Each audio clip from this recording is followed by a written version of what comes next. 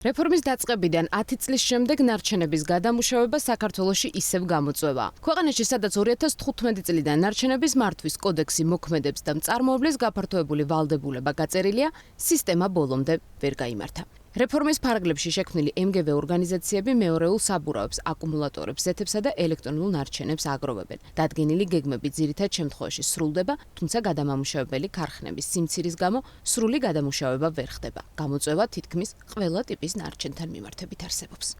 საბურავის გადამუშავება რჩება პრობლემად.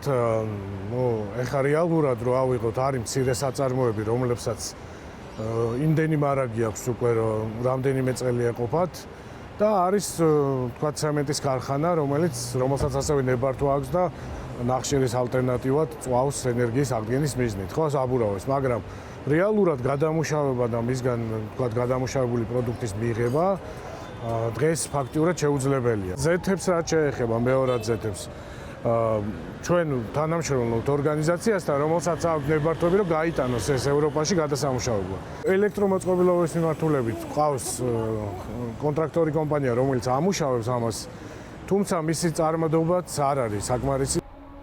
წარმოებლის გაფართოებული ვალდებულების ფარგლებში ბიზნეს ნარჩენის გადამუშავების ვალდებულება პერიოდულად 2022 წლიდან გაუჩნდა, რომელსაც ყველა მზად ვერ შეხვდა.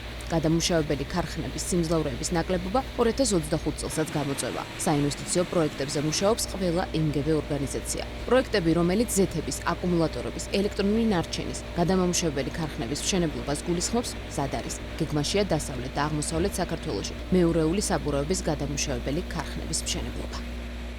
იმდენად პატარა საწარმოები არის, თვეში მაგალითად იღებს 100 ტონამდე, როდესაც ჩვენ ჯამურად პირობითად სამივე MGV, რომელიც საქართველოში ოფერირებს, ალბათ 1000 ტონამდე ნარჩენის მომღებები ვარ. ფინალურ ეტაპზე ვართ, დაახლოებით ბოლო 1 წელიწადია აქტიურად მუშაობთ იმაზე, რომ თქვა შეიქმნას გადამამუშავებელი სიმძლავრეები ქვეყანაში. ხა სამწუხაროდ ჩვენ ქონა მოლოდინი, რომ უпростоრად მქონდა მოლოდინი, რომ შეიქმნებოდა გარკვეული სიმძლავრეები, ანუ პროცესთან ახლავს ხოლმე, როდესაც რაც სიახლე ხდება, გადაწყობა ხდება ბაზრის და თქვა მანამდე არსებული საწარმოები გადაიარაღებდნენ, გაიზრდებოდნენ უფრო მეტ. ბუნებრივად მოხდებოდა რა, მაგრამ ეს სამწუხაროდ არ მოხდა და ისევ გვიწევს ჩვენ თვითონ ასე ვთქვათ, აი ნარჩენების მართვის ბიზნეს ასოციაცია ჩაერთოს ამ პროცესში.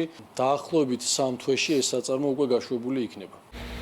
MGV ორგანიზაციების წარმომადგენლების შეფასებით კერძო სექტორისთვის გადამუშავებელი ქარხნები მომგებიანი ბიზნესი არ არის და წამახალისებელი მექანიზმების შემოღება ასაჭირო, რისთვისაც სახელმწიფოსთან მუშაობენ და საბოლოო შედეგს მიუახლოვდნენ. მათი შეფასებით პირველ ეტაპზე საწარმოებმა დოტაციაზე უნდა იმუშაონ.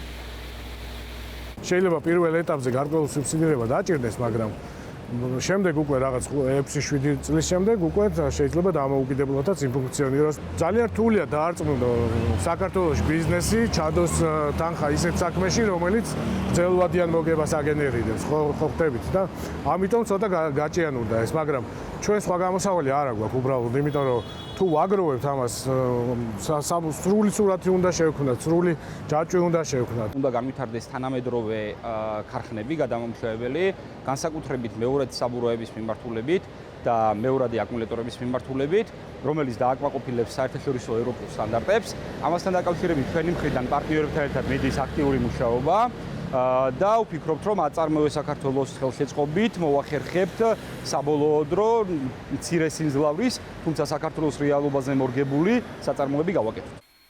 ძალაში მწარმოებლის გაფართოებული ვალდებულების 4 რეგლამენტია, რომელიც მეორეული საბურავების, ზეთების, აკუმულატორებისა და ელექტრონული მოწყობილობების შეგროვებას არეგულირებს. რამდენიმე წელია მეორეული ავტომობილების ნარჩენების შესახებ რეგლამენტი დამტკიცებას ელოდება. ბიზნესის წარმომადგენელთა ინფორმაციით, მეორეული ავტომობილების ნარჩენების შესახებ რეგლამენტს უახლოეს მომავალში მიიღებენ და მათ შორის გეგმაშია შესაბამისი ქარხნის პროექტიც.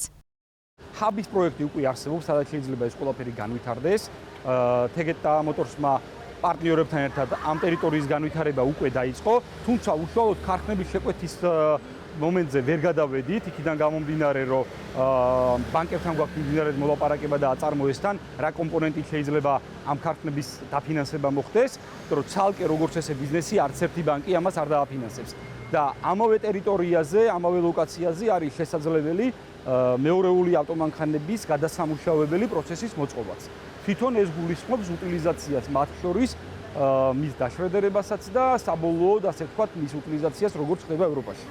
წლებზე გადანაწილებული რეფორმის ამოქმედების ამ დრომდე გაურკვეველი ნაწილი შესაბუთი ნარჩენების გადამუშავების რეგლამენტია. კერძო სექტორს ინფორმაცია, როდის და რა სახით მოხდება შესაბამისი დოკუმენტის მიღება, რომელსაც 2019 წლიდან ელოდება, ისევ არ აქვს. საკითხზე საკანონმდებლო ორგანოში მსჯელობა საჯაროდ ჯერ ისევ არ განახლებულა.